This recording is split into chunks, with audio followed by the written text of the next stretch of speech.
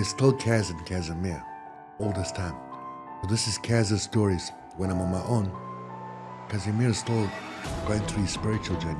He goes from questioning the priest at a young age, why do I have to talk to you, Father, when I talk to God already? When my dad died, I just saw God as my father. I always knew at the back there was a mission, there was a journey and a purpose beyond the entertainment. And what would always happen is things would happen at the drop of it because I had to go through things.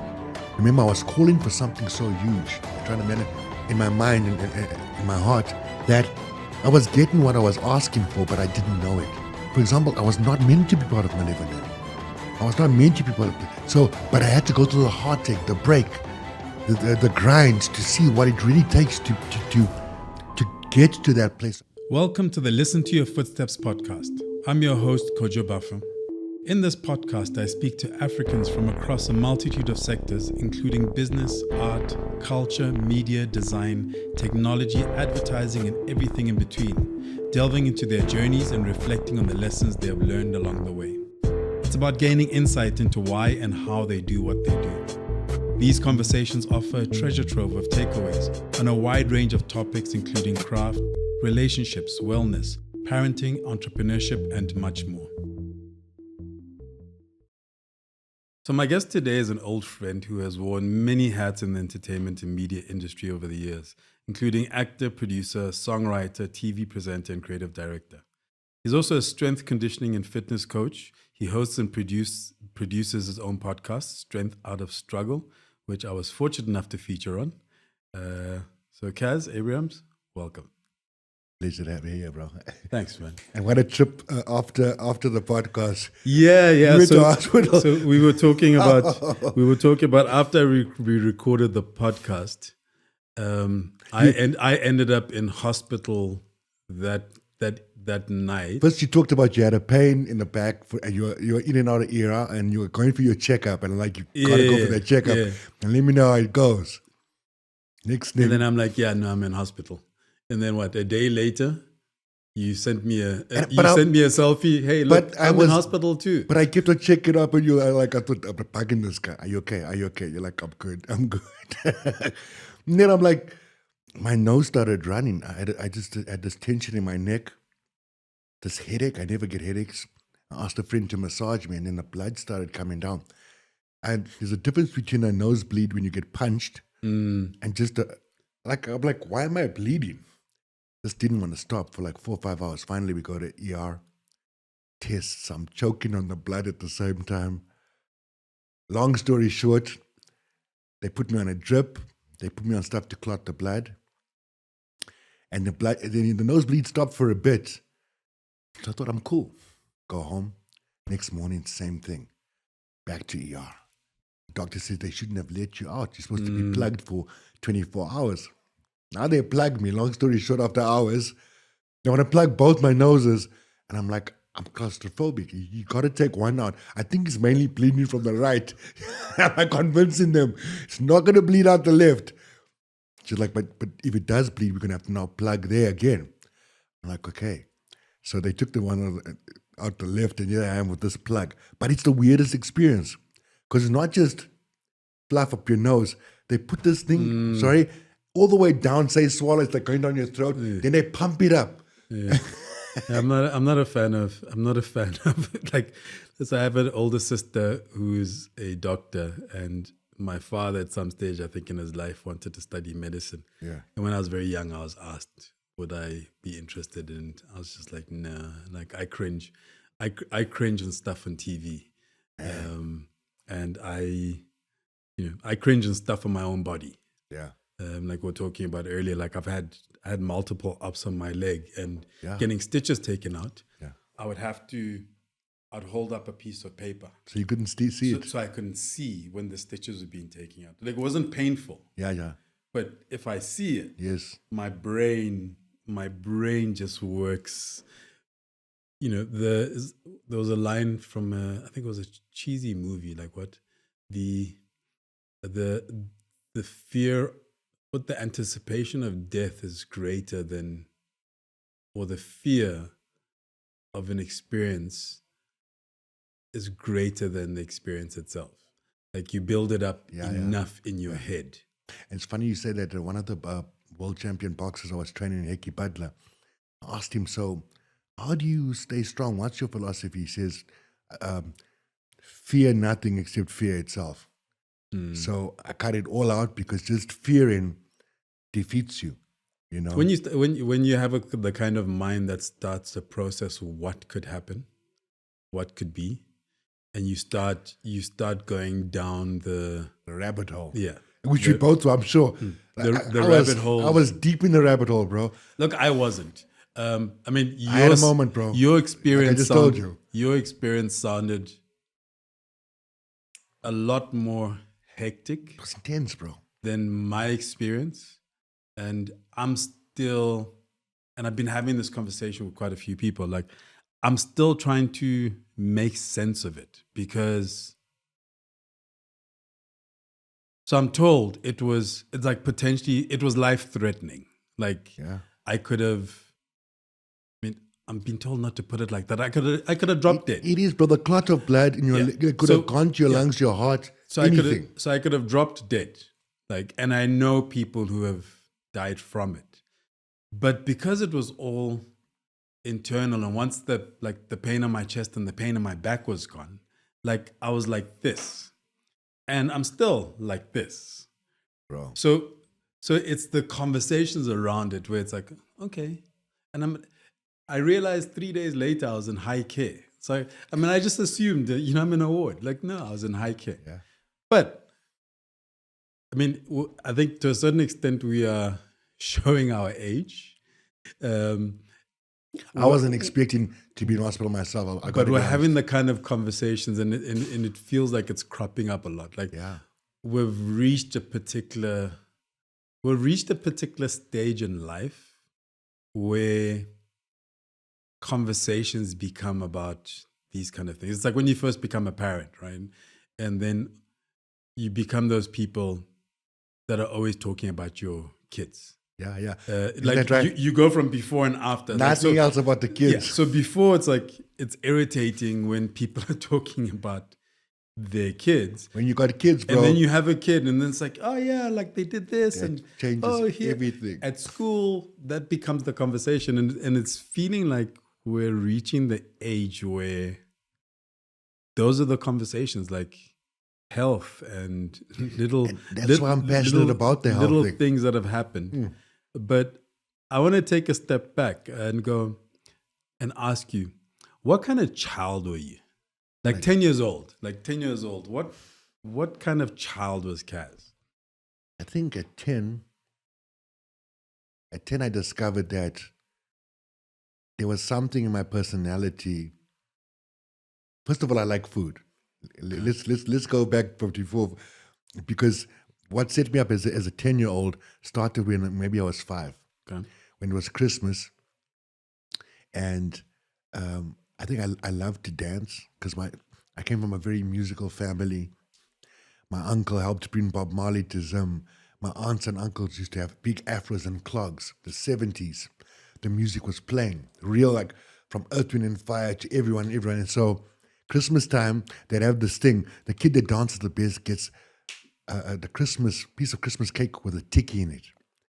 And I tell you, I only realized a few months ago that tiki actually wasn't in there. It was placed in there because I would go bananas to get this. And I think I got a reward out of like giving my all, and my reward was food. I love to eat. And then by the time I got to 10, things, let's say when I was 8, things changed because when my dad died, everything changed. But one day, something happened that changed my whole life. There was this coach of a basketball team, the top basketball team in Zimbabwe where I came from, called the Acadia Bucks. And my brother met the coach, and the coach happened to know my late father. Okay. So my dad died when I was 5. And only now when I'm looking back at it, he actually did live his energy with, because people that he treated nicely, people that liked him, like this coach told my brother, you and your brother come to the training, I want to meet both of you. So we went there, And then he made us the two mascots of the basketball team. Now, at that time, everyone else in the hood was going a different way, you know? We didn't have a dad, so we didn't have that role modeling. I was pretty shy, and I had this alter ego, like with the dancing and stuff, but I was pretty shy, very sensitive. I think my mom, she said, no wonder you sing and you do this because you used to cry all the time. But anyway, what happened was we didn't have counseling. So if you're grieving over your dad and this and that, you know what I'm saying? But anyway, long story short, we become the mascots of this team. And suddenly you go from a nobody to like this child superstar in the hood, where I got my first Arcadia Bucks kit, bro. And I get to run out in front of them, score the first time I didn't score, do the first layup, and then they follow. So by the age of 10, I knew that I wanted to do something that involved the limelight. I loved the feeling of it. I started, funny you said, you answered, at 10, I won a dance competition that changed my life as well. So, but my sister manipulated me because I think she knew I was going to win. Now I'm looking back at it. She says, there's this dance competition at the hall on Saturday. You're going to enter. I said, I got no money to enter. And I'm also scared. I'm not aware. She said, I'll give you the money to enter, but on one condition. I'm like, what? If you win, because the big prize there is you win a voucher for a single. If you win, you got to get Rapper's Delight. I wanted to get a Michael Jackson, but I was like, no, I'd never heard rap before, right? I think last night a DJ came in my life was the first. Is that a problem that I can? Fix, right. I can do it in mimics. Is man getting trouble to do it? I was actually Don't let listening it to trouble that your the brain, other day. because away goes trouble down your brain. So I'm like, okay, cool.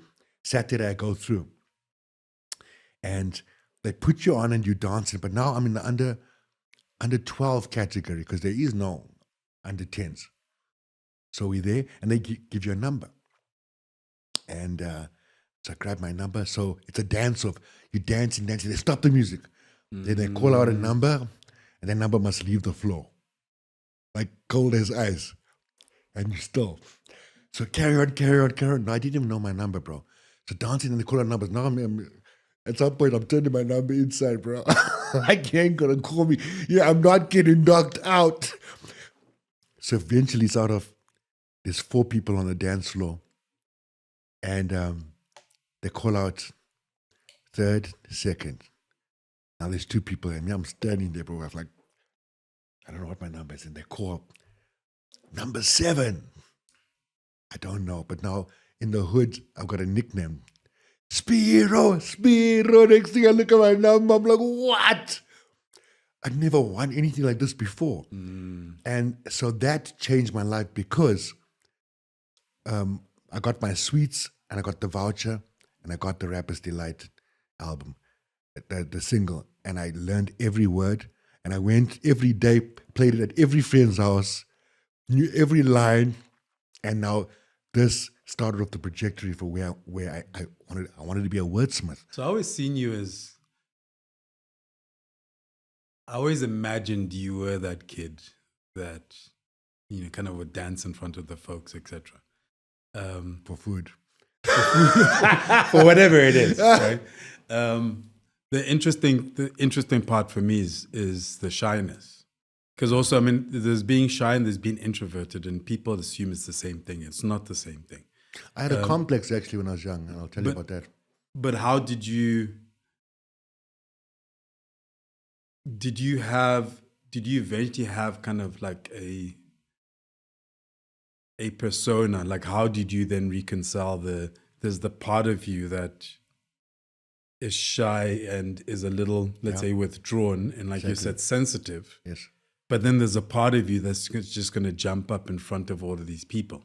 Exactly. And how did you, what was the process of reconciling that? Like the journey of going, okay, when I'm this, when I'm doing this, then this is who I am versus when I'm doing this. Yeah. So basically, up to that age, I thought I was going to be a Catholic priest because the crazy start to my life was I was born 2 hours after my grandfather passed away. He put his hand on my mom's tummy and said, "That's my son." My mom went into labor. The waters broke, everything else. My grandfather was half Polish. And so I was named after him, Kazimierz Stanislaus Stableski. I was given this Polish name, the only one in my family. Yeah. So that was a complex that it took a long time to get over. What happened, because my gran was probably grieving, my grandmother became my godmother. My godfather was my Uncle Hilary, who was a Franciscan priest who went to the Vatican. So Casimir was this guy who went to church at least 4 times a week with Granny. Who almost like one day when my uncle got ordained a priest, I was like, okay, so that's where I'm going. I told you I met the Pope when I was 10. When you said the Pope waved at you, I said I shook the hand that waved at you. I remember shaking his hand, and I remember the feeling. And a feeling that passed through was the same when I shook Louis Farrakhan's hand. There was a certain energy. I'm aware of energy. So there was that. But then one day my aunt, Irene, who went to the States, because my Uncle Joe started working for the United Nations. So they traveled around the world. And so she lived in Iowa, and they'd come home every couple of years. And I couldn't wait for her to come because I'd be introduced to what's new in music and stuff. So she came back the 1 year, around about that time, and she called me Caz. But the way she said it, bro, in the hood, no one could pronounce my name properly. They called me Kasama. Kasma. I'm like, my name's not Kasma or Kasama. You know what I'm saying? If I'd say it properly, I'd feel like I'm trying to, you're trying to front, you're trying to be like, But when she said Caz, like Grandmaster Caz. Caz, yeah. Bro. And I'm only making that connection. She named me after Grandmaster Caz. I'm only making that connection now, like Grandmaster Caz. Yeah. And Caz. So she linked me to the origin of hip hop before Africa even knew about hip hop. And so they'd bring me music, and my cousins would. So that gave me a sense of, the showman, there is maybe something in this, because I've won a couple of dance competitions now. People are asking me to do Michael Jackson or get on a mic and maybe, and that's when this would happen. As soon as the lights were on and the music turned on, I put that outfit on, Caz took over. And the shyness was coated by this mask that continued. How did you end up in SA? So I was scouted by a guy named Faisal Abdul. In Zim, there was a group called Jackson Fever. Okay. So like in any place, you start earning your creds by people hearing about you. Oh, have you heard about this guy, this guy?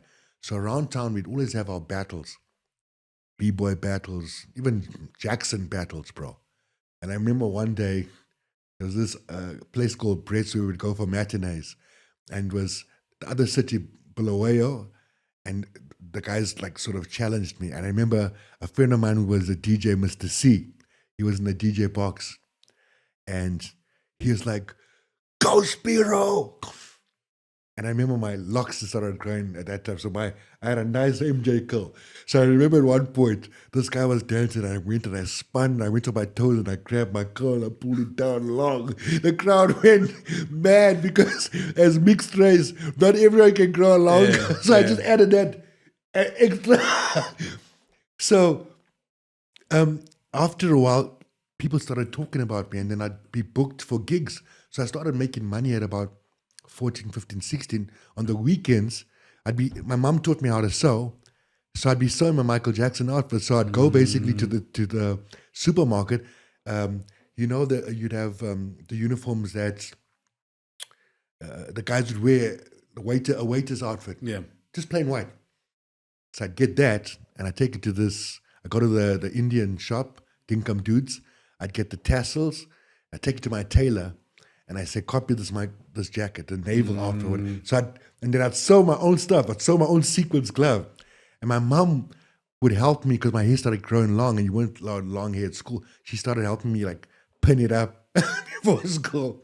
So after a while, I get out of school, and it's all part of this whole story. my mom said, if you, we did Cambridge O levels and A levels. Yeah, I did the same. And so my sister was brilliant, but she didn't finish that. My brother, I mean, he did okay, but So my mom says, if you pass, then you can do whatever you want to do. Because she knew, like, I don't care how much brains I got. I want to, the limelight is calling me. I want to be a superstar. My walls are full of all the singers and artists that I loved. So I remember I wrote the exams, and this all connects to the finding of everything. And we're going to collect the results. So I said, you get the results. I'm not going to let you down.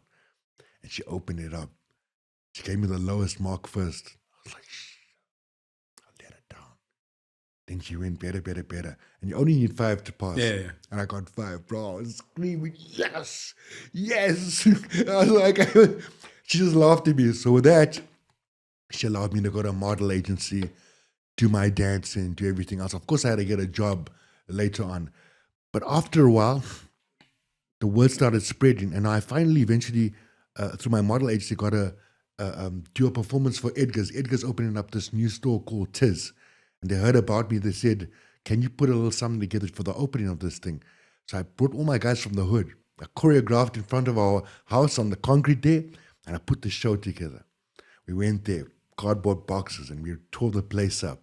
After that, the manager offered me a job to be one of the guys in Tiz, being a salesman. So this one day, Faisal comes and he says, we're leaving for South Africa. There's this agent who wants us to come. And I've been hearing about you, he says to me. I've just been working at this place for 2 months, bro. Everything's going well. Got my one room apartment. I moved out when I was like 16. Okay. So I got this one room apartment that my friend Twinkle let me hire from her. And so he says, are you up for it? Now that time my best friend, one of my good friends was a guy named Kojo. His name is David Agri. We all had funny names. And a guy named George McCop was like the top dancer from Bulawayo. But we were just connecting. And we were so tight at that point that when he said, do you want to come? I said, only if George comes. But George had danced with him before, and he was like, no, I don't want to work with that. I said, well, I'm not going to come. He said, okay, we'll make a plan. So that's where the journey began. Faisal was an agent in South Africa called Shalina, who ran all the strip groups. She was like the first famous stripper in South Africa. She used to strip with a python. She was gangster. The club owners were scared of her. So, long story short, he said, okay, it's on. I'm going to buy your tickets. So now we're trying to go for our visas. Now you're nervous. You've told everyone we're leaving. Now, what if we don't get the papers? The guys are going to laugh at us. Anyway, got no money, bro. I don't know how we're going to come across. This guy named Kumar.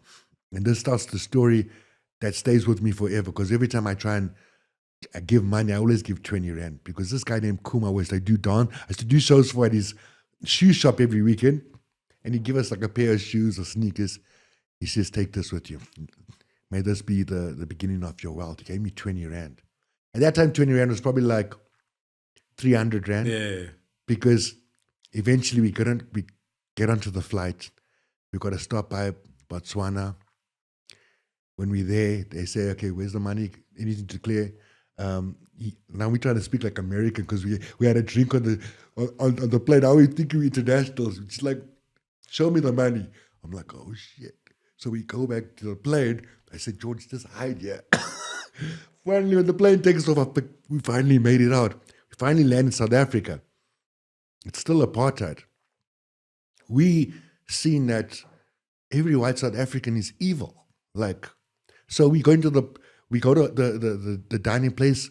I buy us 2 rolls with that 20 Rand cool drinks. Then we make friends with the toilet cleaner.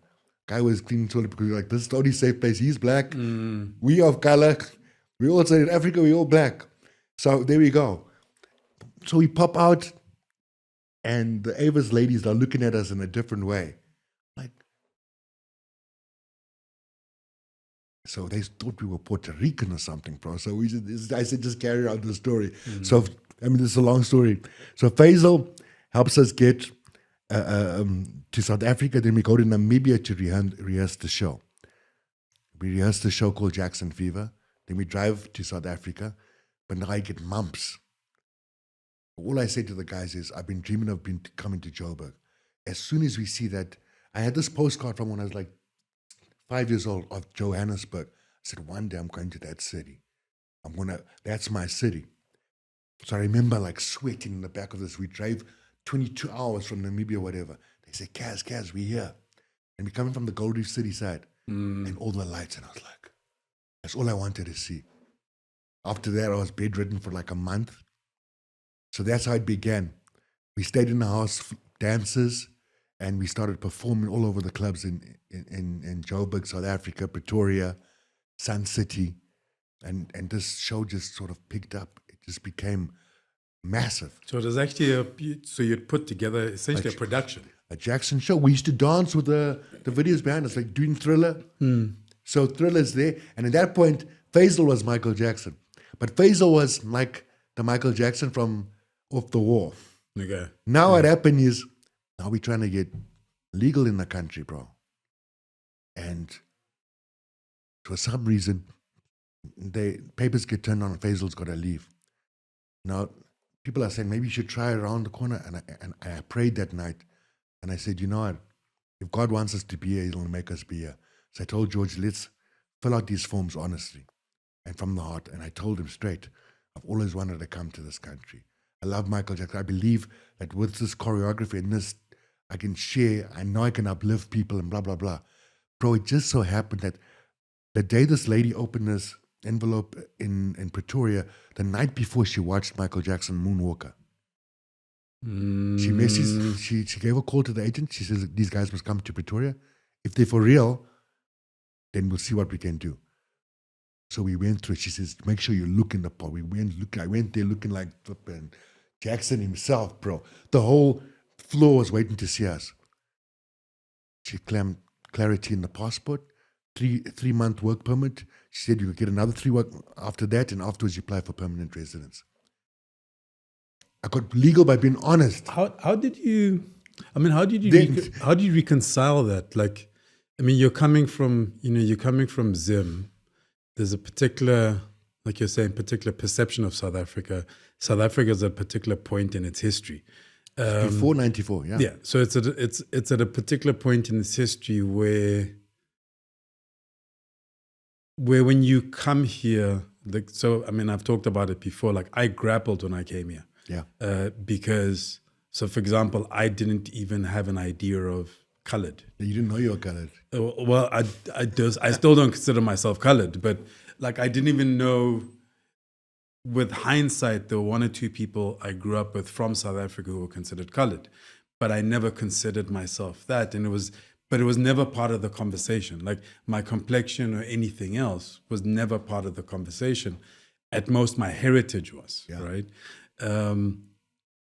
So, I mean, and I came to go to university. So, I mean, everything was, I applied for a study permit. I got my study permit. I went to university. It was relatively straightforward. Whereas your journey feels like, bro, it's like on the ground, just trying to figure stuff out. Hustle, and then you have these interesting breaks along the way. And there's more to come. Like, that came out of nowhere. Like, here's an example. I mean, coming here, getting that break, and then Faisal has to leave. And then Faisal says, I'll give you a call and we're going to probably go to London. By that time, I'd fallen in love. Remember, my goal was to come here. He didn't even know that I always wanted to come here. So, Shalina says, it's time for you to step up. I was behind Faisal. I was he was Michael Jackson. We were the backup dancers. But now at this point, I looked like how Michael Jackson looked in bed. My hair was that long. I was the right complete. And I was like, God, is it time? Of course, like this is what I always wanted, right? And then the new production starts and I'm the lead now in the new Jackson Fever. And things just blow up. Everywhere I go, it's like, literally, they want us to perform on TV. I'm like Michael Jackson, so much so that I don't even think of myself as anything else but the best Michael Jackson impersonator. One day we're going to work together even. I was even as thin as him. you know? This gets to a point where we go to the clubs, and every time we're in the clubs, that music thing started tapping over. We do the performance. I make friends with the DJs. I'm like, yo, can I get on the mic? Every club, from the first club we ever entered, like, can I get on the mic? I got a rhyme, you know? And the first person that gave me my break, we were, I don't know, back in the day, they used to this thing called the Camel Pyramid of Light. Just this big show once a year at Standard Bank Arena. Yeah. Laser show. And at that time, Mark and Alex were big. And Alex J was the top DJ. He was the boss. His energy, if anybody remembers him. And we used to watch him on TV on a Friday, Pop Shop or whatever, him and Ed Jordan. I was like, yo, that's when that seed was planted. I'd love to do that. Not any other presenter made me want to be a presenter but Alex J, because his energy.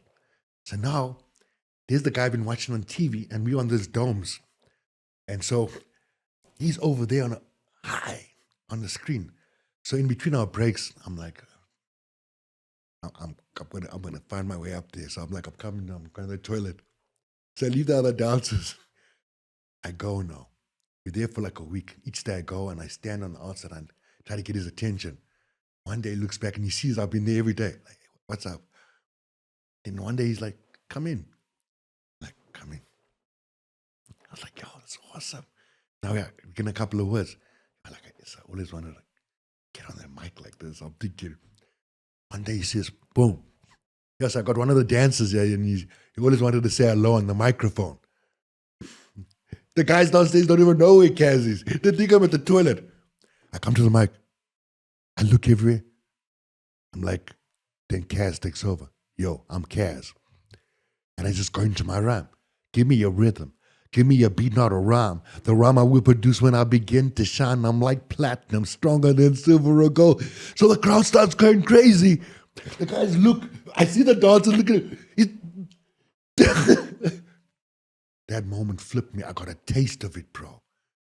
Like, these are my own rhymes. I wasn't doing Michael Jackson. You know? I was like, whoa, that night blew me away. I went home and I was like, I carried on writing. I was like, a sense of kind of validation and understanding that you have something to offer beyond just impersonating someone. Yes, and it connected to that moment when my sister said, "Get Rapper's Delight." It took me back, because we used to do little performances on each person's veranda for 2 cents, you know? I was like, so, I mean, obviously, and now I look back and I see how that's why I asked you on my show, have you seen and look back and you see how everything's connected? Because I see now how, whoa, look how that happened. So I'm still Michael Jackson, and we're still doing this thing. Now, we go to this club called Idols, which was the top place with all the models and the top-notch people there. Again, now I'm more confident. Now I'm trying to get George. So I'm writing rhymes for George, though. I'm like, you got to rhyme. I'm not going to leave him behind, you know? We both got this long hair, you know? It's like, and I say, bro, and at that time, Maliva and Lily had blown up. I'm telling George. So this DJ Franco, Italian DJ, is playing on Idols. He allows us on the mic. And he's like, yo, we got those songs together. I know this guy, Selwyn Chandler, the top producer. I'm like, hey, bro, anytime. At that moment, before that even happened, I'd connected with DJ Christos. DJ Christos and I were like, we just like soul friends. He played at Caesar's Palace, and he was a young DJ they gave a chance. He stayed in Pretoria with his parents. He had his girlfriend, he was innocent, and Chris and I just connected. He loved rap. I was like, how do you know about rap? You know? And Chris introduced us to Tim. And Tim had the whole record company and everything else. And then Tim and Christos one day said to us, we want to start doing this thing on a Friday where we DJ, and we want you to like rap. So George and I now, and Christos and Tim were a group called the Hype Posse. And you know, Melanie Bala will remember, because Mel was still in school, I think. So we'd go and perform at a place called Buckaroos in Pretoria every Friday for free, for shooters. And then Mel was one of our first supporters in the front with all these people. That's why, and then from there, DJ Franco wanted to record us, and all this thing's bubbling, right? So Franco says we're going to record. So we record this dance single. He says, I'm going over to Italy. I want to take this with me. The time he goes over, the same time when Milli Vanilli get found out, he meets a guy from Arista that works with Frank Furion. And we took pictures before, and we looked like them. We had, and I'll send you a picture of this even. George and I had our jeans, cap, vest. We looked like South Africa's Milli Vanilli. It just happened. They wanted us to replace those two guys as part of the new Milli Vanilli. So much so, they called Selwyn. They said, we got to get these guys on tape to see how they'll handle the interviews and everything else. So Selwyn quickly recorded 4 songs with us. Now we're doing these quick videos at the Thunderdome. I remember I was going to the German embassy on a Friday, trying to get our visas. And it was like a minute too late. My heart was broken. Because now I'm like, we're going to Germany now. This is how fast things are happening. I even broke up with my girlfriend, bro. I'm like, sorry, bro, yes, I'm sorry. I'm going to do bigger things. Bro. So, and they were so rude at the gym. Germans are very straightforward. No, sorry, come Monday. Please. That was the weekend that they started burning the albums. So by the time Monday came, they were like, oh, we got to restructure. These guys will be burnt. So they said, we want you to put them together with maybe 2 New York rappers. I was like, nah, man. So I'm thinking we're good enough. We recorded this EP. We got in the Sunday Times. Now everyone's recognizing us. Then something changed. Selwyn did this cover album of Kool and the Gang called KC Plays Kool and the Gang. But he used South Africa's one of his most amazing singers called Ronnie Joyce. Ronnie Joyce and Jonathan Butler were child stars. They were like the Jacksons. Clive Caldwell, all the guys that formed jive music in the States, they found Ronnie Joyce and Jonathan Butler. My brother and I used to imitate Ronnie Joyce and Jonathan Butler when we were 4. But there were only one pair of clogs. So he'd wear one, I wear one, and we'd do this It Takes Two, Baby. They did this remix of Tina Turner. So here I am. They say, okay, what we're going to do is we're going to put you 2 guys with these 2 singers. We're going to call you KC. There we go. I meet one of my heroes, Ronnie Joyce.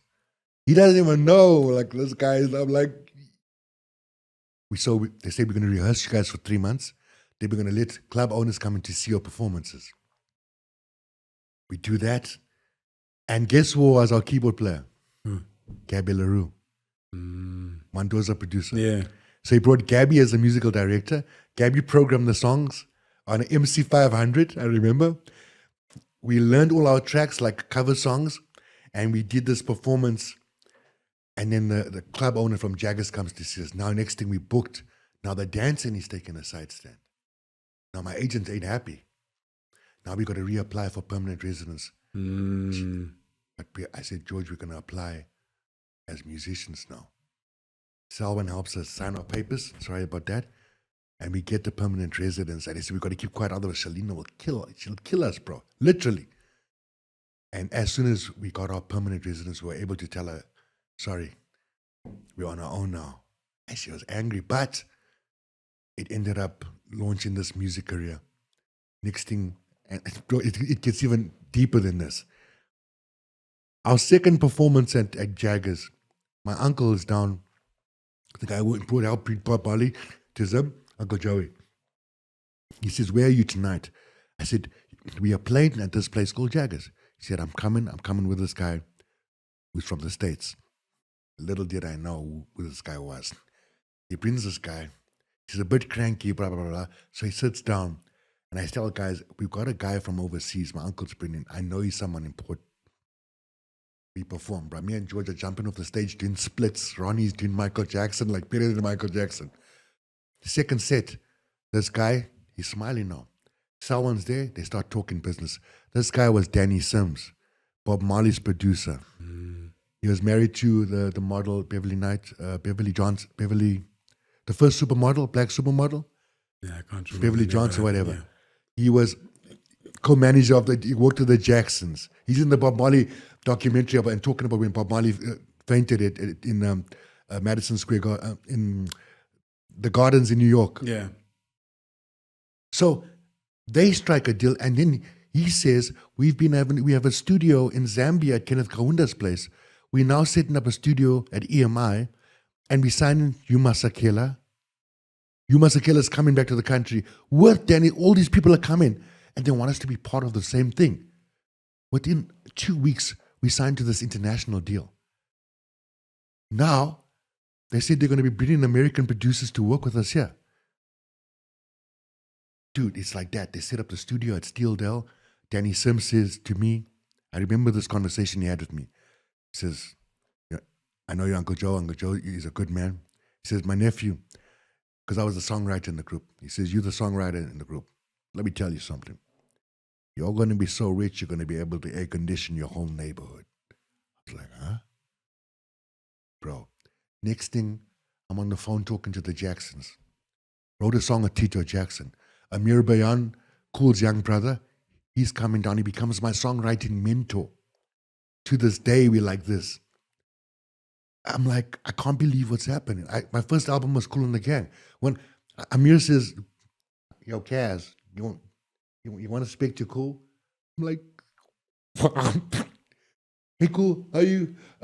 He's like, I've always looked up to you. Do you want to speak to Jermaine? They wanted to manage us, bro. Like, things were happening like this. I don't know if you guys know Dookie, Shane the Duke Wellington. Yeah, Dookie. Dookie was with me the one day because Dookie was one of the producers brought to South Africa to work on our album. That's how he got you. That's how he ended up here. Yes. He was our first ever American producer. And he became like my best buddy. Like, I'm like, this is it. And so Shane is with me the one day. We're walking in Yeovil and I called you remember those Motorola's, the bricks? And this lady's like, hey, is that Caz? Would you hold on for Jermaine? Next thing, Jermaine's on the phone. Amir went back and told him when you're back in South Africa, get a hold of Caz. So I'm like, yo, what's up? Yo, Amir said I must give you a call. Yo, we're just meeting with Nelson Mandela, and then nice to. I'm like, what the hell's going on? Sorry, I mean this is carry on. So long story short, this happens, that happens. But then something else happens. We're performing. And one thing that I wasn't expecting is the guys were hooked on Mandrax. The two singers and it broke my heart. The one day I walked in and I saw, and I mean, God, Ronnie, rest in peace. Before he left, he turned his life over. He was one with God and very peaceful and clean. But I found him leaning over a bucket, bro. And we had 2 hours to go for the show. What the hell? I'm the youngest guy in the group. Yeah, we got to clean Oaks up, give them coffee, get to the show. I don't know what the hell's happening. How are we going to perform the Oaks like this? We clean as a whistle. Somehow we would get through all these shows. Eventually, one of the guys got hooked on something harder than Mandrax. He started sniffing and he started going crazy. Then after we started touring successfully, and then after we've recorded the album with these American producers, bro. Do you understand? And now it's falling apart. And then someone calls me one day, says we fired Wolfie because of the drugs and our van went missing. Everything started. So now I'm thinking the dream is over again. It happened with Milli Vanilli. Now we've recorded all the songs. We've signed an international deal, bro. So George and I go back to Zim. And it's an amazing time back because they haven't seen us. The last time they saw me, I was like this. Now I've been training. Now we're recording. It was amazing to go back. But now we come back and now what? There's nothing happening. So now I'm like, we don't know what to do. Heart's broken. Then a few months later, this guy named Harris Blas, who was one of the company, comes in. He says, listen, it's back on. We're replacing Wolfie with Natasha. Natasha's with Ronnie now. Ronnie's clean. Now they're reborn Christians. So everything's shifted. I'm like, so now, but now who's going to do Wolfie's part? Wolfie is like, sings like J.T. Taylor. He could sing Mariah Carey, Emotions. They said, you. I'm like, I'm not even a singer, bro. Natasha was a singer, but the album was going to be released because they said, listen, Gallo has decided to pick up the album. Gallo are releasing it. Swatch us, we got sponsor. You're going to have to do it. We got to shoot a video. But I'm like, you got to now lip sync Wolfie's voice. So the Milli Vanilli thing is there. You are listening to the Listen to Your Footsteps podcast, a podcast in which I chat to Africans from a cross-section of society and sectors, including art, culture, design, business, and creativity, to name a few. We delve into their journeys, the decisions they have taken to get to where they are, how they do what they do, and everything in between. Essentially, we go wherever the spirit takes us. Now let's get back into the conversation. But not only that, I've got to perform it live. How am I gonna, bro, I almost had a heart attack. There's me now. We shot this top video, the most expensive video on film. Me on a Harley lip syncing this guy's voice. Now you must get on stage and... So Ronnie became like my vocal teacher every day. You know that Color Me Bad album, the second album, Don't It Hurt So Bad. Yeah. Anyway, It was the slightly more mature one. I used that album to practice. And then I'd practice the song and I go to Ronnie. He said, again, okay, let's vibrato. He teach me about octaves. It was like I was in school. Ronnie moved into with me. Natasha, they stayed with me at my house. So every day was like vocal lessons. Now I've got to sing a song next to Ronnie Joyce. I'm not even a singer. Bro, I don't know how I pulled it off, what happened. Next thing we performing at Miss S18, you know. And so after a while, we were doing this, touring the country, and then it started becoming a bit not cool. We weren't enjoying it, and I wanted to go to the States. I got heads that Amir and his company, Kool and the Gang, were willing to bring me over to the States to mentor me, and I was going to be a songwriter. So now I'm like, I'm out. We tell Ronnie and them, the group breaks up, we sell our car, split the profits, and we're like, we're going to do our own way. George ends up going into dance because George is a natural dancer, so he goes to the carousel, whatever. Ronnie and Natasha go their own way. I'm alone at home. I've got Amir sponsoring me from America, sending me money. They send a letter inviting me. I go to the US Embassy. I'm ready to leave. Again, I'm out. I'm thinking I'm booked for the flight maybe next week or so. My visa gets turned down. You know why? Why? I couldn't supply a letter saying I'm coming back to the country. I got no employment. So even though they said, oh, he's going to come and squat here. My visa got turned down. I'm like, now what? So who I turned to? Remember Glenn Fisher? Yeah. Mr. South Africa? I'm like, yo. And by this time, I'm like, what do I do?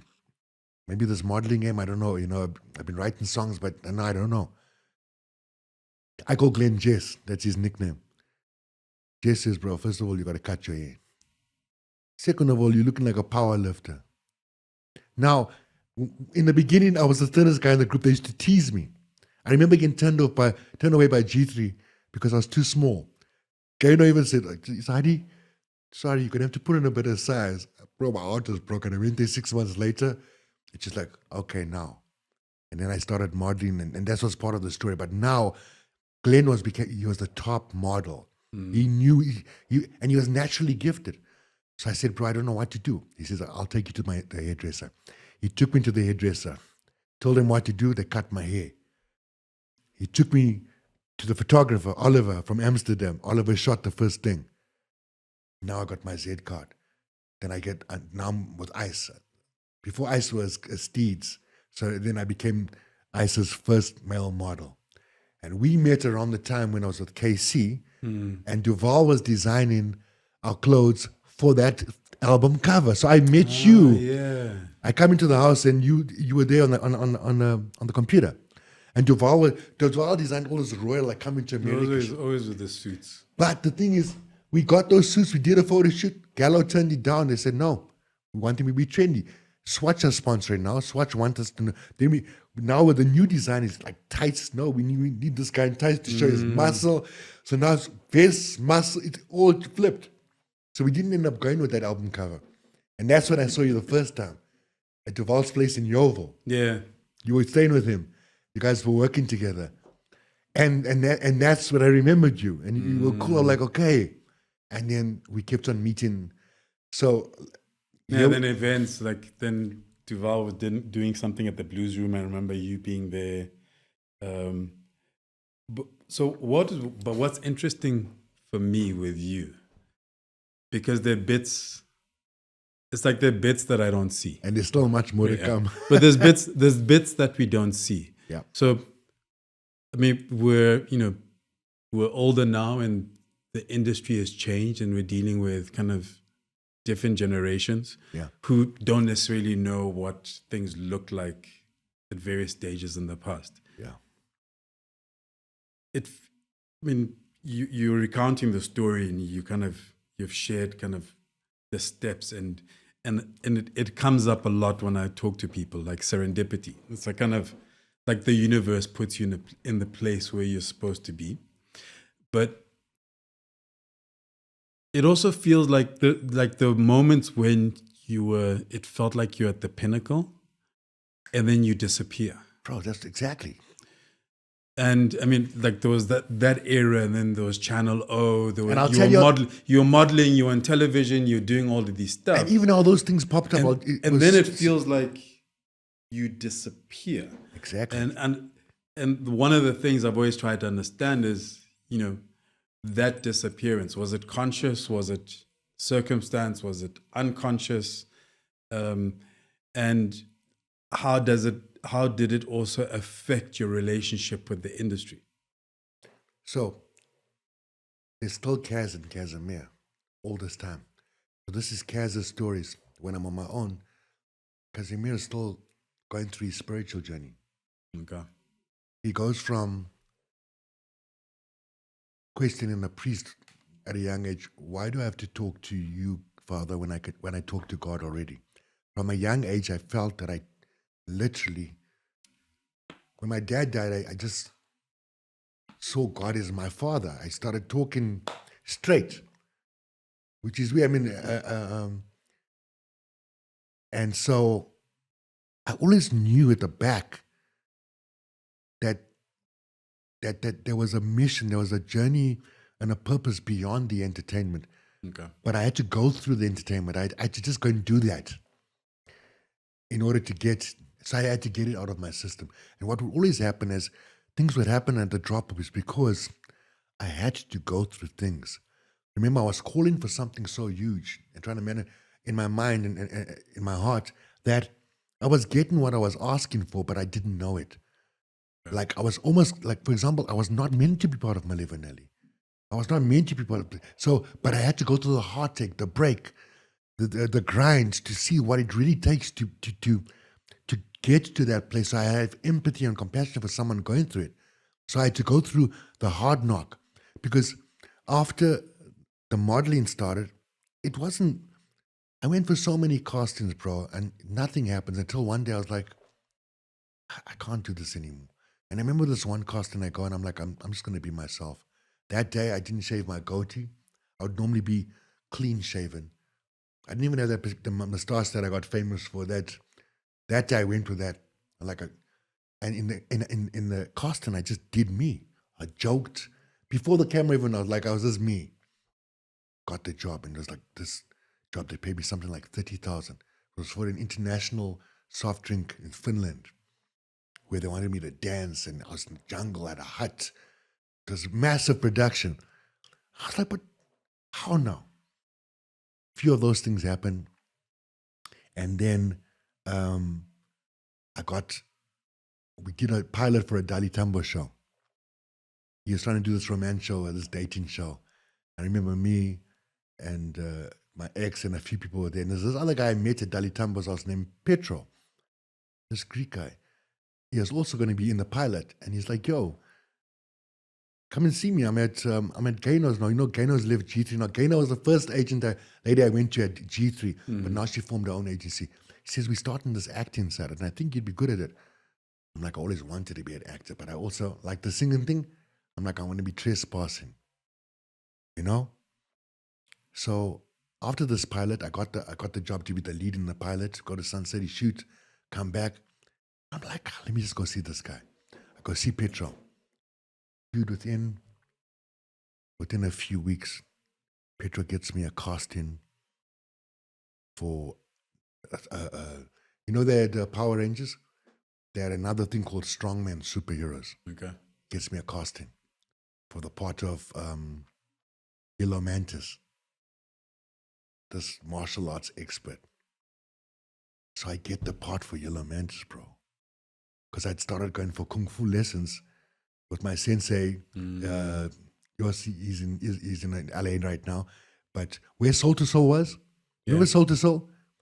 On Oxford Street back in the day, we had a club. We used to party at night on weekends. In the daytime, it was where we used to do our martial arts. It was our dojo. Wushu.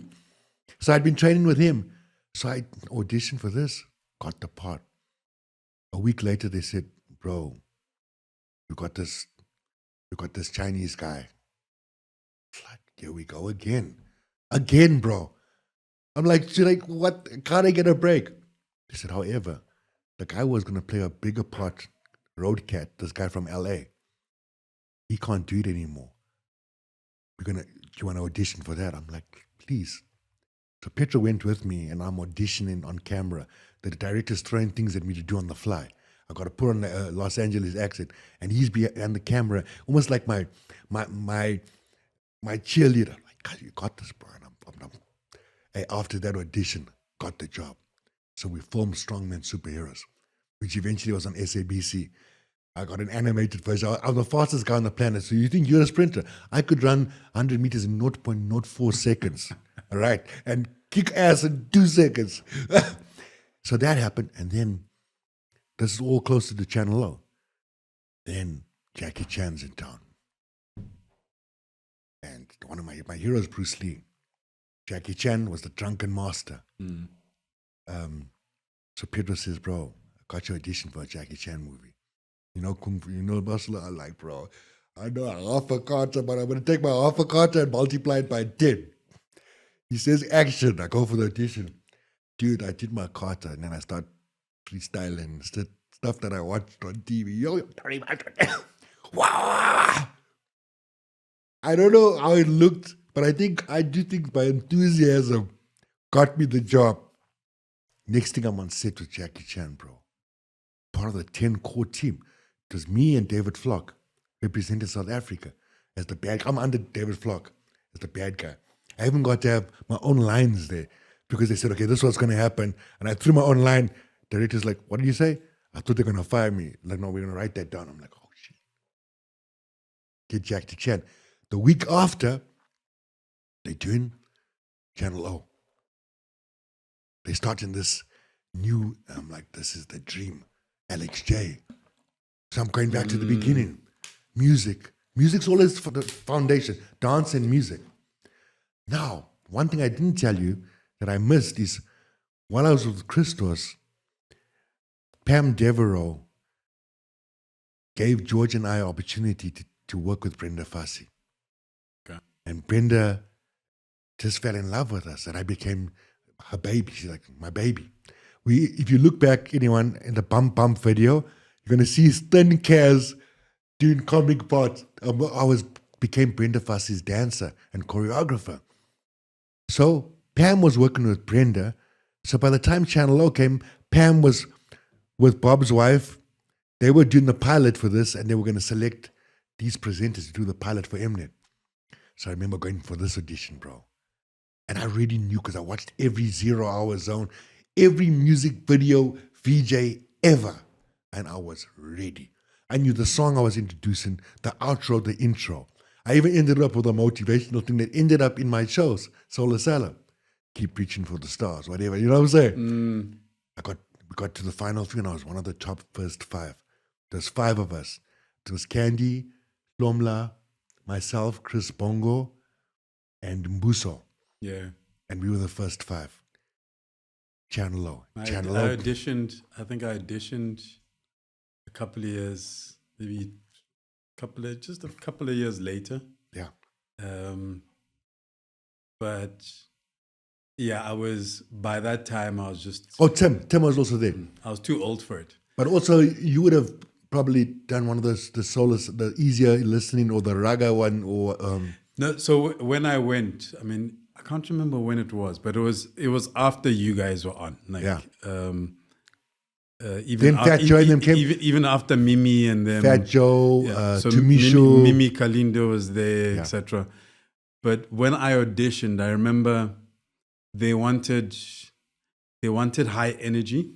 Yeah. And I'm not high energy in anything I do. And I think it was like a D'Angelo song. Yeah. And you had to kind of do a link out of a song or something. And I went into the production of D'Angelo. As the writer you are. I went in deep, and they were just like, thank you very much. That was cool. And they never called me back. So I mean, we could have worked together, bro. So anyway, Channel O happens, right? But Channel O doesn't blow things up because Channel O is only on DSTV. Now let me tell you about my first interview because this is amazing. I get to be chosen by Zeno. You remember Zeno? Yeah. So Zeno is there also on Channel O. What's her name? We've just had Maria McCloy on it. Maria was my script writer. And we talked about we talked about Channel O and that journey. So it was Maria, Zeno. This was my core team. Zeno says, Caz, I know you can do it. Guess who your first interview is? Ray Piri. If anyone knows, Ray Piri is a legend now. Everyone knows Graceland. I got goosebumps. Everyone knows the baseline. Ray Piri. So Pam and them tell me, I'm just going to tell you one thing. Like, Ray can talk. You got to, dude, this interview is supposed to be 30 minutes. It ended up in like 2 hours. He started talking to me. Because he could either talk or not give you the time of the day. And be straightforward and be straightforward about it. If you even see the interview, and we're going to get those interviews, I came in as like humble because I truly did look up to these guys. And he just opened up to me. And I was like, but tell me when you, that first bass that I wanted to know from the music as well, what? And he told me about the tours, about this. And then I still remember people doing this behind the camera. I'm like, sorry, I can't listen. This moment. And at the end, they were just like, just carry on. 2 hours worth. Channel O was launched, and that was the first ever interview that went throughout Africa. I remember we had, and I just remember being like, whoa.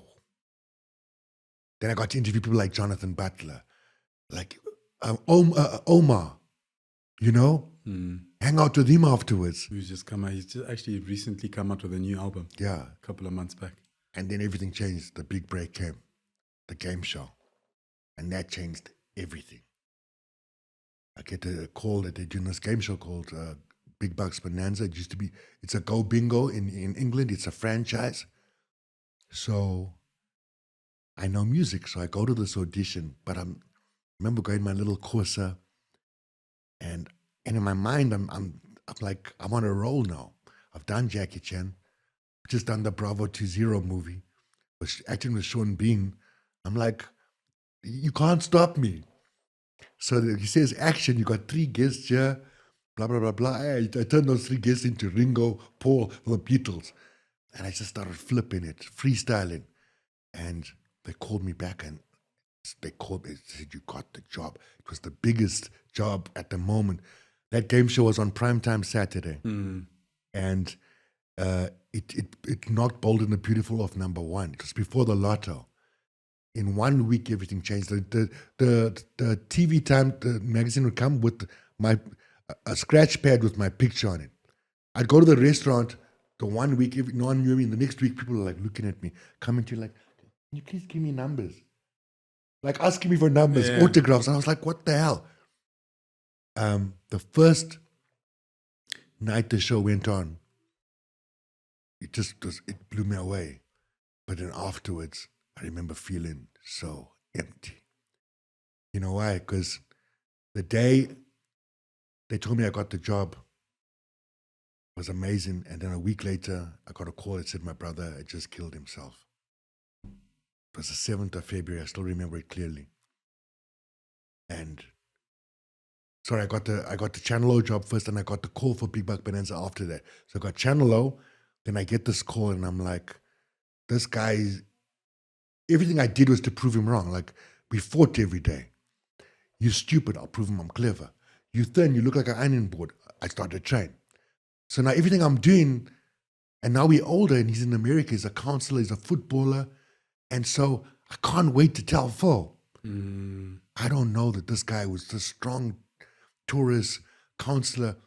We all had the same issues, you know, that we haven't talked about when we were young. You know, you're going through, you get beaten up, you're going through welfare, a lot of things that you go through, bullying. But he covered it up like, no, you wouldn't know there was a problem. I don't know what happened there. He couldn't see his son, issues with his girlfriend.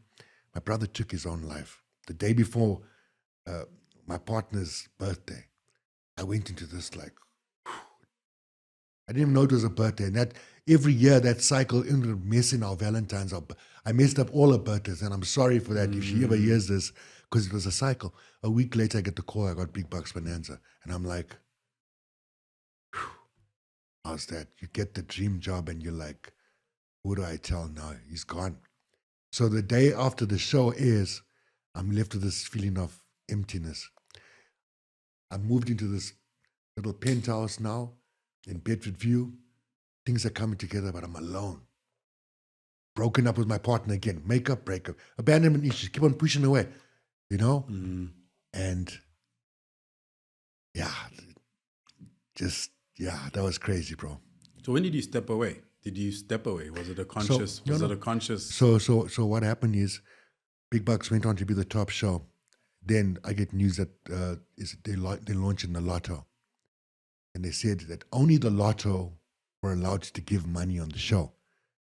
Which means my show, which would have run forever, had to come to an end.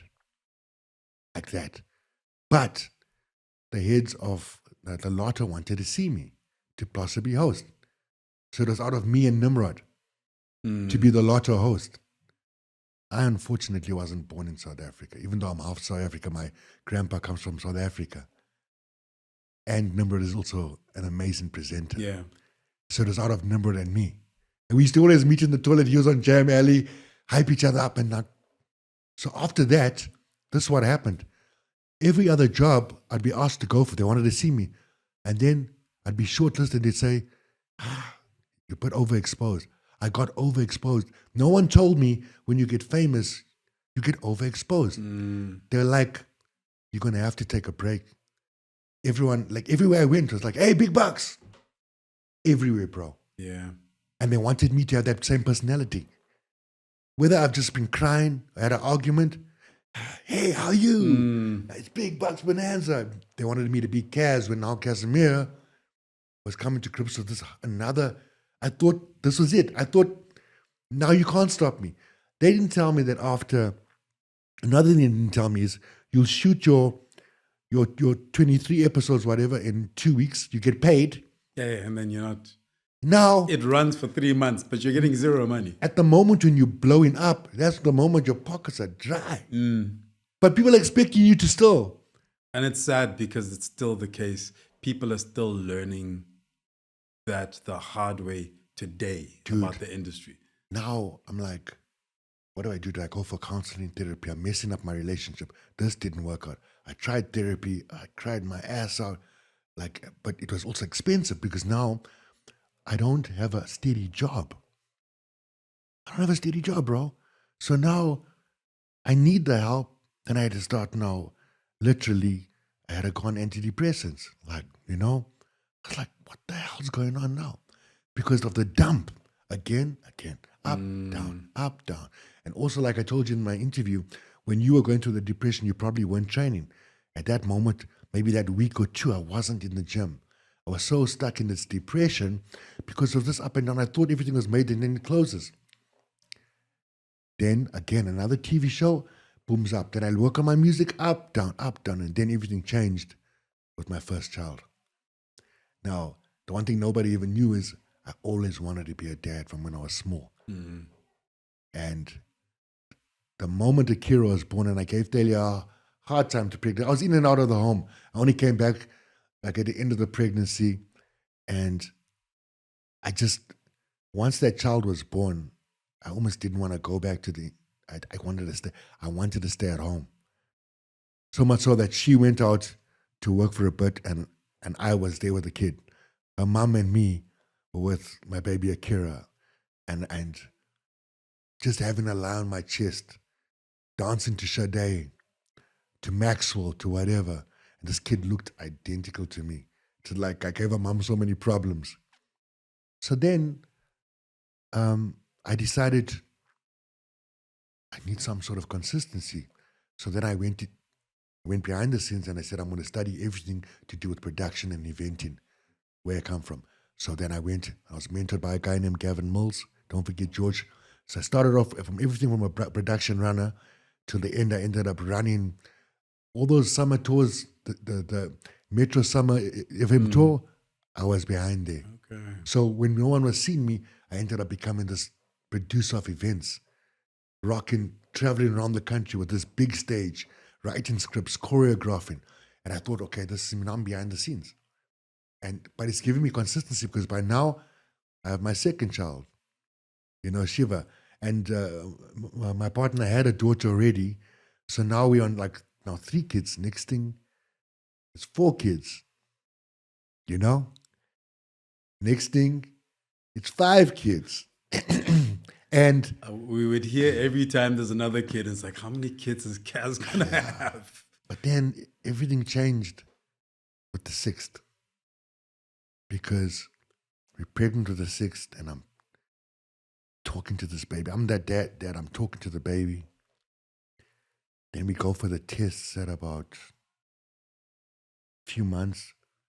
And the doctor, she looks a bit troubled. I had the midwife that helped me deliver 2 of the children on my show as well because I needed to talk to her I needed to have closure. She noticed there's something wrong and saw it in her face, bro. And I was like, what's wrong? She said, I think we need to get this expert person that scans everything to take a look. Bro. So we got to wait until the Friday. This lady comes through. She says, there's a problem. The heart's, something wrong with the heart, something wrong with the brain. I don't know what words they used. Now we get recommended to a specialist, Pretoria. Specialist here. Bro. Nothing else matters. We like on the edge.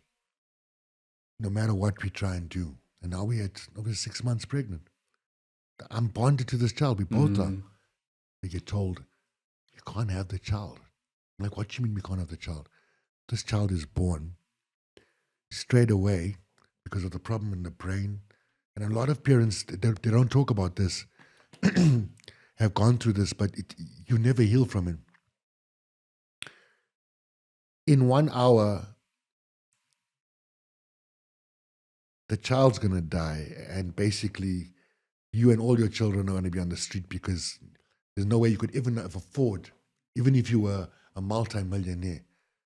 I was like, there's got to be a way. If I pray,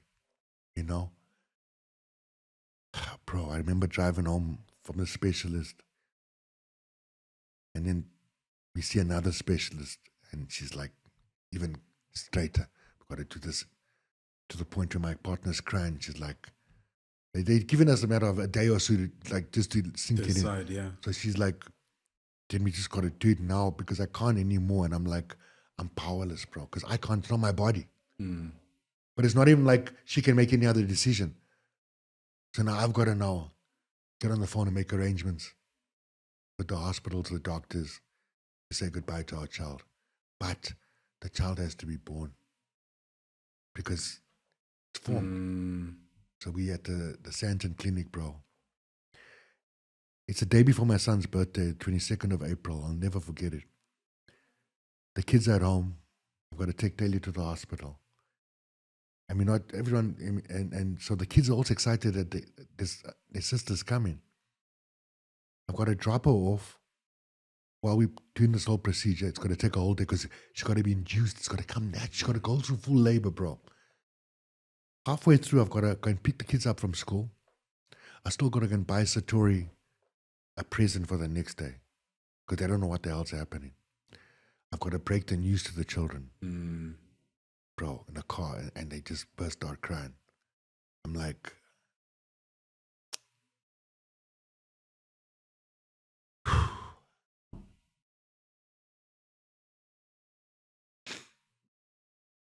so then I go back to the hospital, and then there's a Stevie Wonder album playing, bro. Isn't she lovely?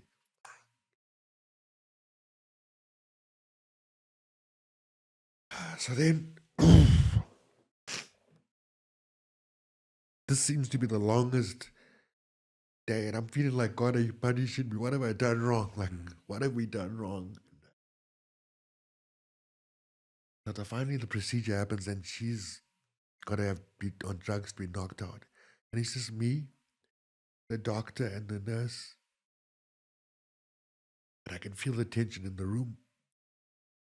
And the child's born, and I've got to be on this side of the thing, and then they take the child away. I'm like, bring me back my baby. So they've got to bring my child to me, bro. And I'm there on the floor holding this child. She looks normal, like, she looks like the others. I'm trying to say goodbye, but I can't. And the doctor, and the doctor looks at me almost more confused. And that moment I realized she's just a human being. I try to, did I say, I got to go back. I had to go back to the child, bro. They want to take the child away. I'm like, excuse my language. And that was the moment that everything crumbled. Because I never wanted to be in the limelight again. I had to go home, face the kids, give my son his present, bring his mom back home. Then I had to go on heavy medication because I was so broken. I remember searching the internet. Has anyone been through this? Looking around the world. For anyone that has been through what I've been through, I need some help. How do you deal with this? We were both in the bed. I remember us both crying, bro. Day, night, not wanting to see anyone. Eventually, I got to go to work because by this point, I'm a trainer now. I went to school to become a trainer. If I don't work, I don't get paid. And you still have children. You still got 5 kids. And we still got to pay the bills for the procedure, bro. So now I remember going to the gym, and the meds were so hectic. I just was in the days, and I had to go back to the doctor. I need to be able to at least operate. So then at that point, I started plastering. Now I had a studio in the cottage, and I just started smoking herb, bro. Like, because even the bit of the pain that comes, like, I just started to numb myself. And it just would not go away. So I started recording, and that became my therapy, the music. So much so that I go to work, come home, and I'd be in the studio. That was all I could do. Right.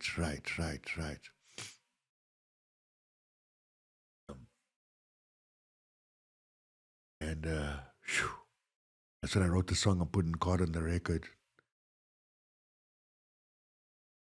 I had a moment of clarity. I had a mentor at that point who brought me to this wellness company named Rowan Laird, amazing man. Tebe Investment Corporation, which was started by Mandela and Oliver Tambo and them. And he gets diagnosed with cancer. Yeah. Then he passes away, and I'm like what? So it was one thing after the other. And each time someone passed, it reminded more of the people that had passed before. My brother, my dad, my friend. And then George, along the way, he's in a car accident. I got to identify his body, bro. So that was in these gaps that it was like going through a It feels rush. like everything is just piling up and building up and Now building up. now it makes sense because of where I am. But at that point, I was like, what have I done? You know? So as much as the highs were there, the lows were there. Unfortunately, the family couldn't heal from this because failure was like, she went to healers, everything. And then the one healer told her that, no, the baby wants to come back to you. So she's like, got to get pregnant. But she couldn't get pregnant. No. And by the way, none of the other children were planned. It's just, and I was never going to not have a child because I would have 100. But this child was the first planned child. The doctor put her on progesterone, and we had to do things at a certain time to have this child. At that point, I was broke. I wasn't ready for anything. I was just like, whatever it does to heal. And I remember I was arguing during the pregnancy, me saying something nasty, like I didn't want to have this, I was forced into this. Not that I didn't want the child, but it probably came because till this day, some of those things still hurt. Yeah. But nothing could replace Bijou, and I still have her name tattooed here because she's never left. She's still with me. That child, I can't explain it. And anyone that's lost someone who knows, and I'm the only one that got to grieve with her. I'm the only one that got to see her and hold her. Right here. So then our next child comes. We're going to call her Isa. Isa Sela. The Bible Sela. And so it is. And Isa's born, bro. And then they tell us she's got a heart problem. A hole in the heart. Like, at this point, there's no wanting to go and be on TV, dance. Yeah. There's no limelight, bro. You understand? It's the kids. You're only as happy as your saddest child. Baby's born, we go to the specialist. And the child is very quiet and almost tired.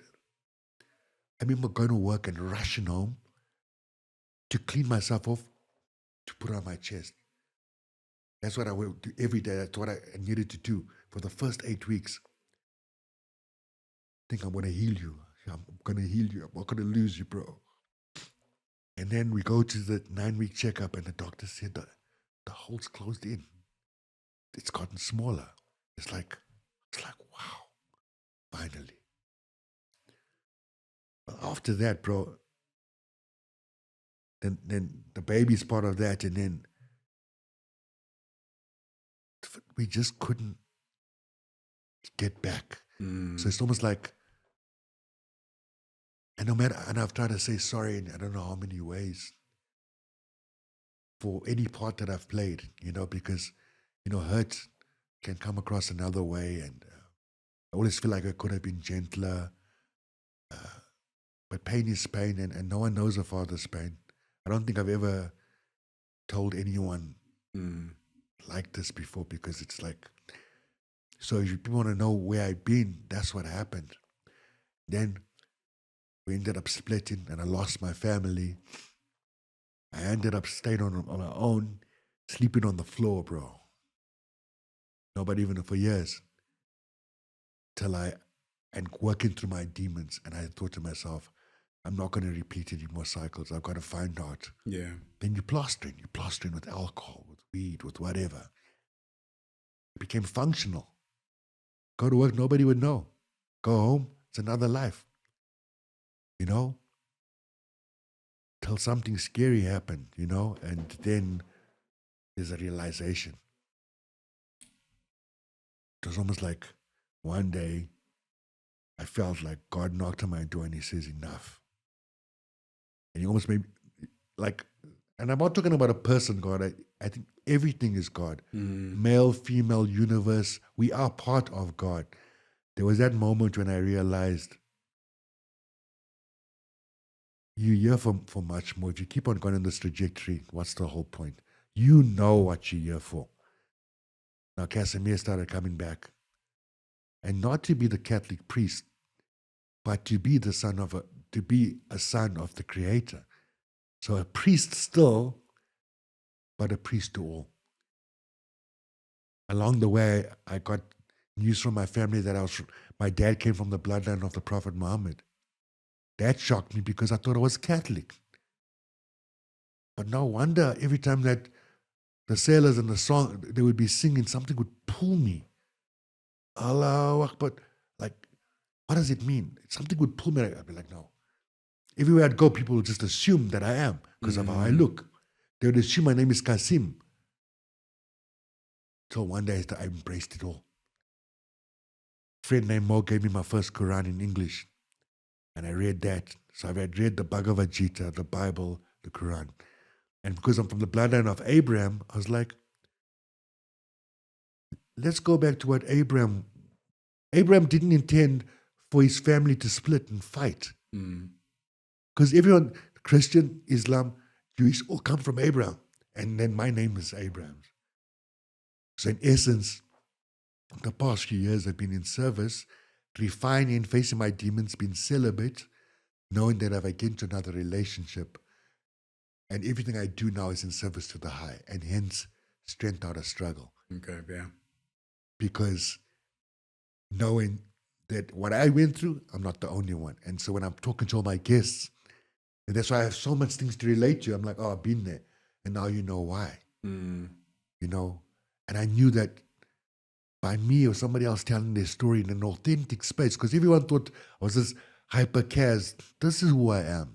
But no one's ever gotten a chance to see me because it was always a show. Yeah. Only now we get to talk and really tell the truth. Does the truth get to come out? And now the journey says, not for the fame.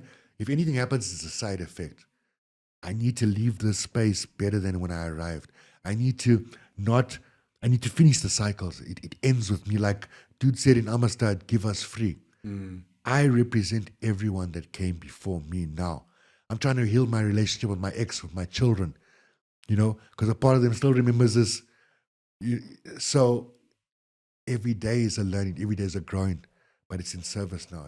And now God's given me another chance to heal through my wellness, studied to be a Reiki healer. I always felt this healing. I pray the divine flows through me.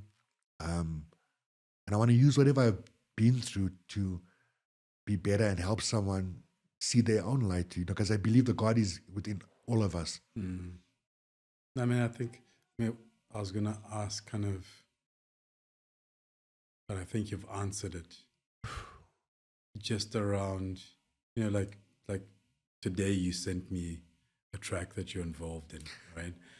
That's an amazing moment as well. But what that, in hearing you speak,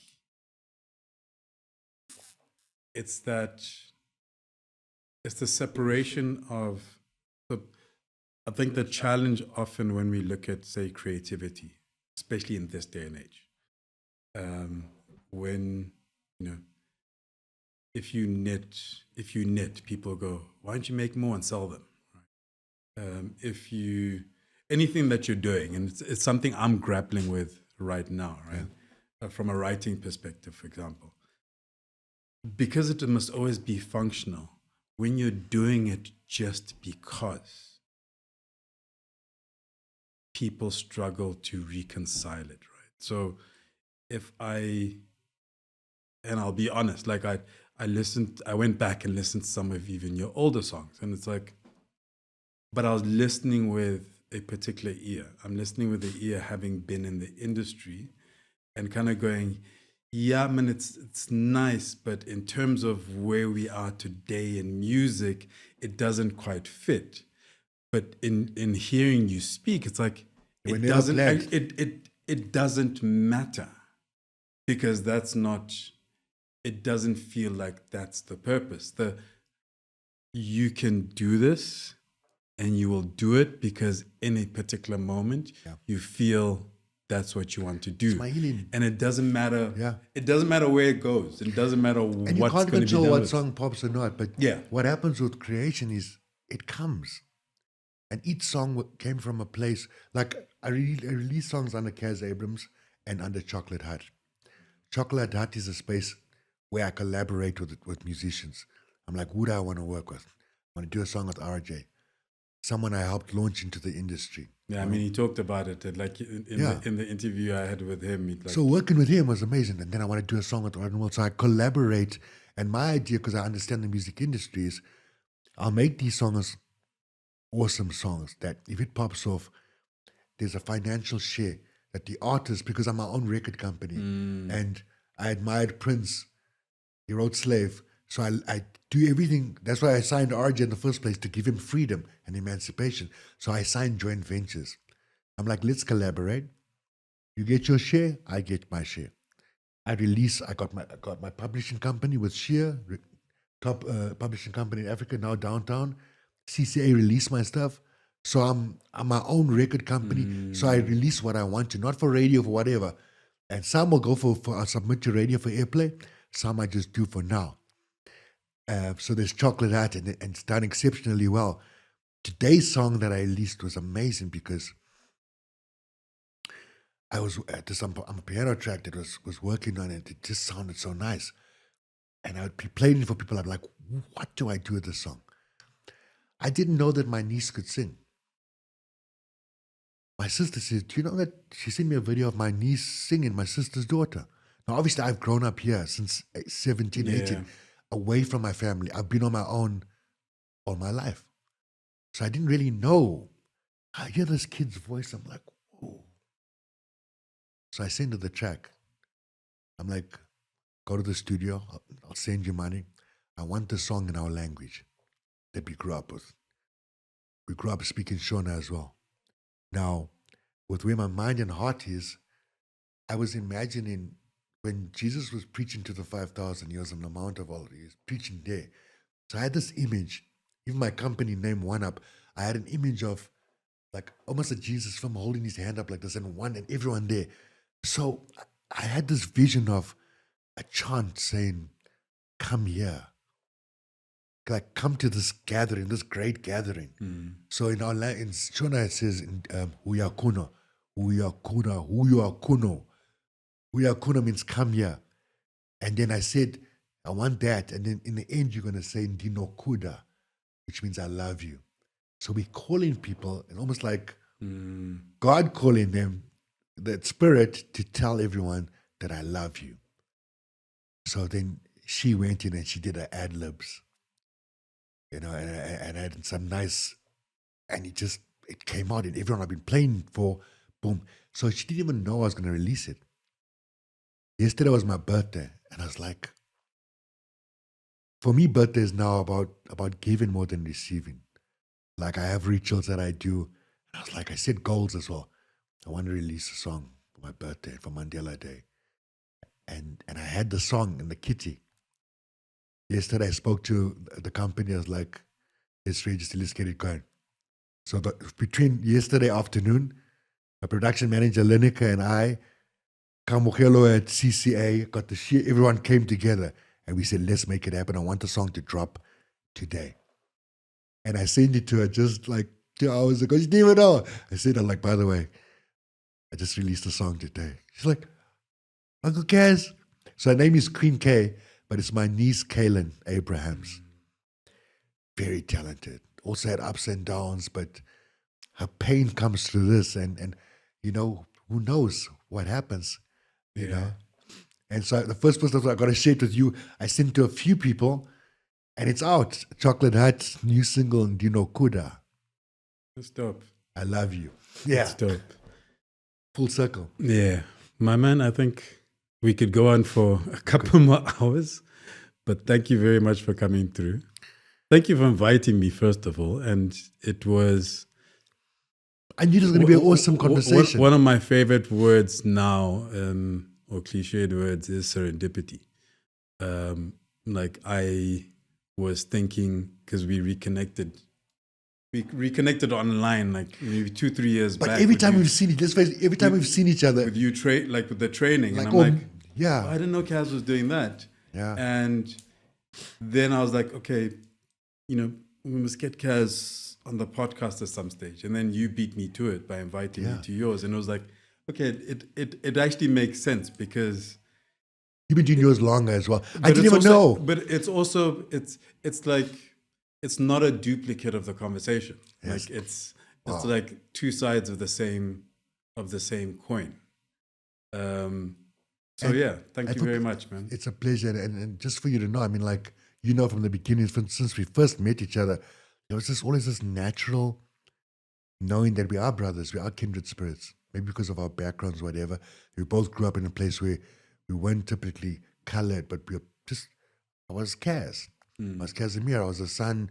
I spoke different languages. I represented people. I represent my continent, Africa, you know? And I love everything that I'm a part of, whether it's my Polish, my Indian, my Black heritage. You know, I'm from a tribe of Mzulikazi, so I'm like, and so it's beautiful to be here. And thank you for inviting me. Very therapeutic because I got to open up in a way I didn't know. So people got everything. But before we go, I'm here on a mission, obviously, to get people well. Sorry, my alarm telling me I must pray.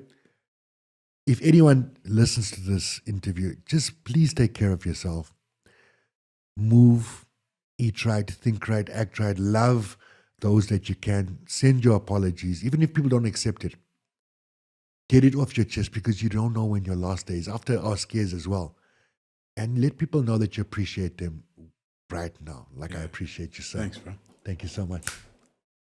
Thank you for listening to this conversation. Please leave a review and subscribe. Check out the show notes for links to the guest, the podcast, and myself. I hope you enjoyed listening to the conversation as much as I enjoyed having it.